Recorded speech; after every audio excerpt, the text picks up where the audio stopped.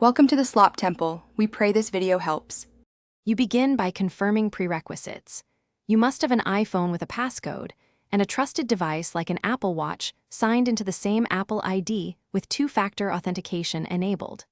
Once done, make sure Wi-Fi and Bluetooth are on and both devices run the latest iOS/watchOS updates. Now open Settings and go directly to Face ID and Passcode or Touch ID and Passcode. You'll enter your passcode to access the Auto Unlock option and start the configuration. Next, you configure the core setting, authenticate with your iPhone passcode, and find the Unlock with Apple Watch option or equivalent in Face ID and Passcode. Turn it on and watch for confirmation prompt on the paired watch. You approve that to bind the devices.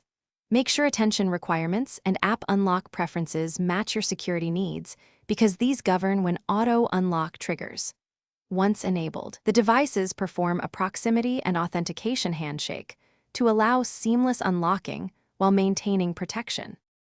To finish, lock your iPhone and wake the screen while wearing the unlocked Apple Watch. You should feel a haptic tap and see an on-screen message unlocking the phone. If it doesn't work, first toggle Bluetooth and Wi-Fi, then sign out and back into Apple ID or reboot both devices. These quick network and account refreshes often resolve handshake problems. Make sure your passcodes remain strong and remember this feature relies on physical proximity and trusted devices, so use it where physical security is acceptable. Thanks for watching. Consider subscribing if we helped you.